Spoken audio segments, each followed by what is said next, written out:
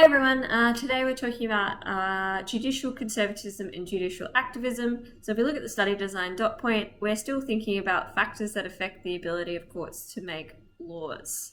Okay, we've just done the doctrine of precedent and now we're moving on to the next two dot points. So what is judicial conservatism? It's very similar to what you might think it is.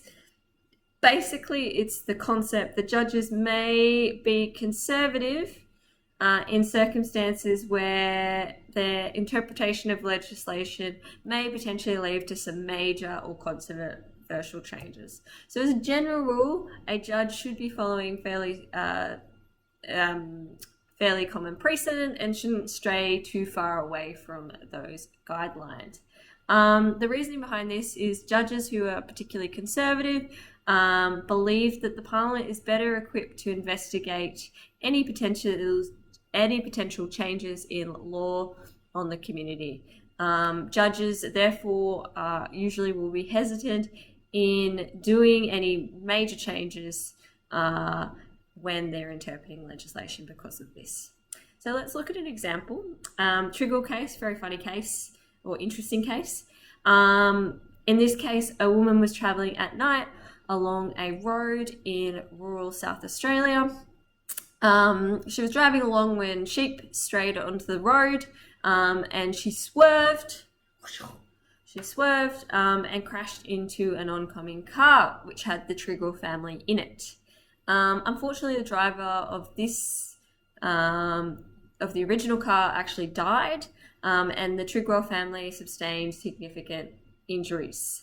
The Trigger family decided to sue for damages, and they sued two things. So the failure of the farmer to ensure that his sheep did not escape through broken fences, and also the driver of the car. So the state government insurance commission represented or was the deceased driver's insurance company, and so therefore they were responsible for paying the damages caused by the negligence of the driver. The court also had to consider the farmer and whether he was negligent for not mending his fences and allowing sheep onto the road. The evidence was sufficient enough to convince the judges that there had been a failure on the part of the driver to exercise reasonable care. And the High Court also decided, though, interestingly, that the farmer, rather than the driver, the farmer did not owe a duty of care for their livestock straying from their land onto the road. And the High Court here acted relatively conservative because they decided to follow an old common law principle inherited from English that basically said that animals were allowed to roam free and it was no fault of the farmers if they ended up in places they weren't supposed to. So the court at this time took a very narrow approach to their judgment. And even though they kind of recognized that this was quite an unusual case, the judge at the time, Judge Mason, said he was reluctant to engage in any changing of the rule, and said that any changes should be left up to the Parliament. So what makes judicial conservatism a factor that affects law? Well, some of the ways it can help assist courts in lawmaking.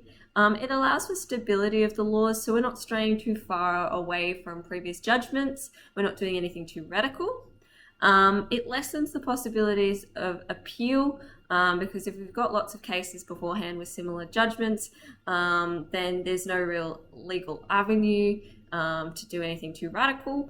And it also allows the Parliament, who is the Supreme Court lawmaking body, to be able to make laws that actually reflect community values, and leaves it up to the judges just to follow kind of guidelines.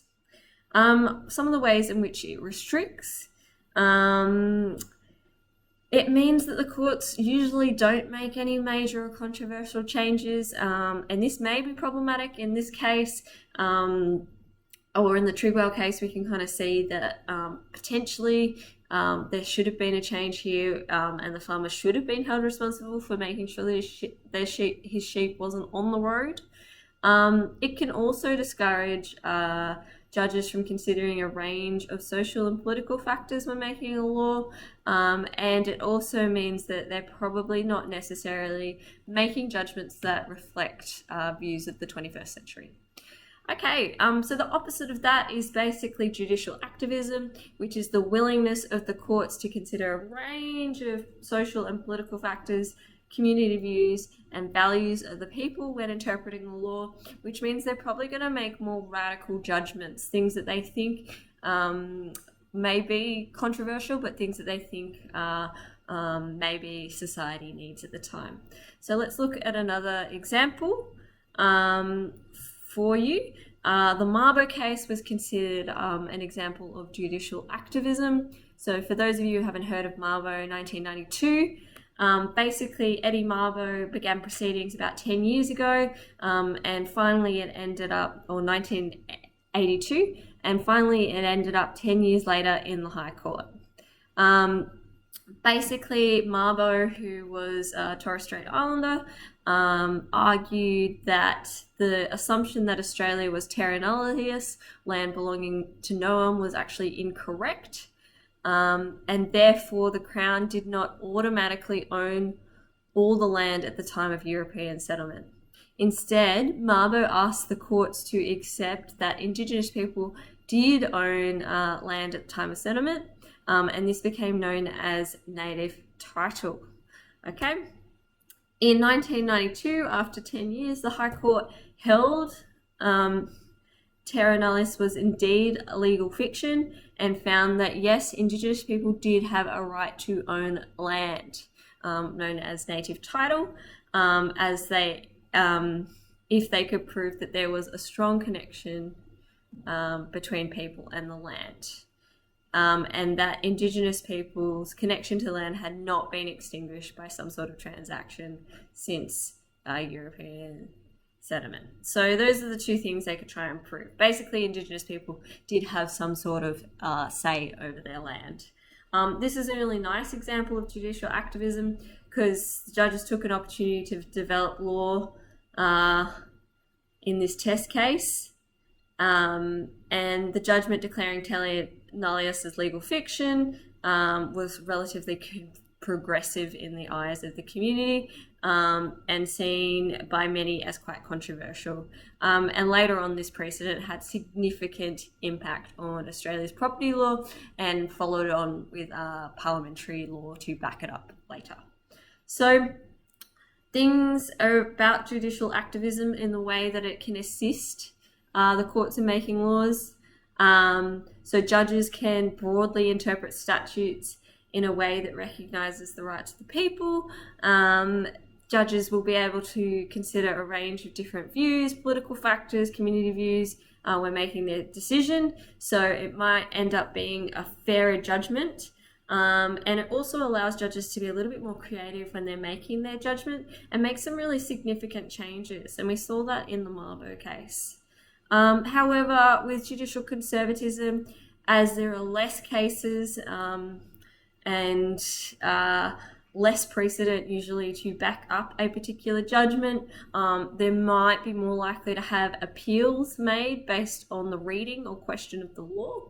And sometimes courts can accidentally, with more radical judgments, lead to changes in the laws that don't necessarily reflect community values or community readiness. Okay, so that can sometimes be problematic. All right, that is it for today. Thank you very much. If I can turn this off.